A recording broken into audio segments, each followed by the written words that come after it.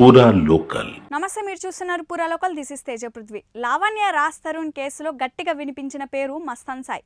ఈ మస్తాన్ సాయి కేసులో తాజాగా కొత్త కోణం వెలుగులోకి వచ్చింది. మస్తాన్ సాయి ఆగడాలు ఒక్కొక్కటిగా బయటకు వస్తున్నాయి.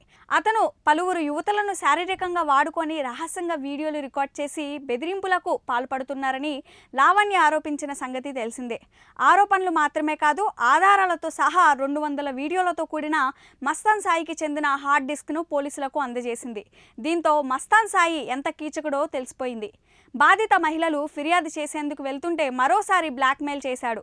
ఆత్మహత్య చేసుకుంటానని ఫ్యాన్కి ఉరిబిగించుకొని ఏడుస్తూ వీడియో కాల్స్ చేశాడు. ఒక్కొక్కరిగా మస్తాన్ సాయి బారిన పడిన బాధిత మహిళలు ముందుకొస్తున్నారు. 100 మందికి పైగా మహిళలను ట్రాప్ చేసి అనుభవించి మస్తాన్ సాయి వీడియోలు రికార్డ్ చేసిన వీడియోలతో బ్లాక్మెయిల్ చేసి పలుమార్లు అత్యాచారం చేసి పైశాచిక ఆనందం పొందాడు. యువతులను బూతులు తిడుతూ మానసిక క్షోభకి గురి చేశాడు. రాజ్ తరుణ్ తనతో విడిపోవడానికి మస్తాన్ సాయి అనే వ్యక్తి కారణమని నార్సింగ్ పోలీసులకు లావణ్య తాజాగా ఫిర్యాదు చేసిన సంగతి తెలిసిందే.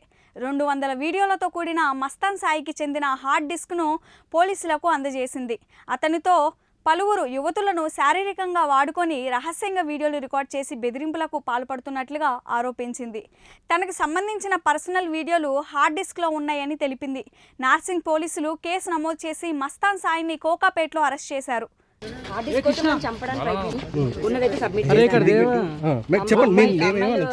అమ్మాయిల వీడియోలు తీస్తుంటాడు, అతను స్క్రీన్ రికార్డ్ తీస్తుంటాడు, హిడెన్ కెమెరాస్ పెట్టి తీస్తుంటాడు. దానికి సంబంధించినవన్నీ సబ్మిట్ చేశాను.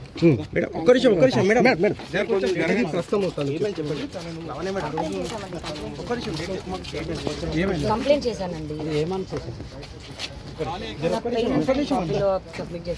ఇది చిన్న విషయం కాదండి. ఇప్పుడు ఏదైతే బర్స్ట్ అయిందో 2 ఏళ్ల క్రితం జరగాల్సిన కేసు ఒకటి, అప్పటి నుంచి కేసు తప్పుదో పట్టించడానికి నా పైన 7 కేసులు ఇవ్వాల్సి వచ్చింది.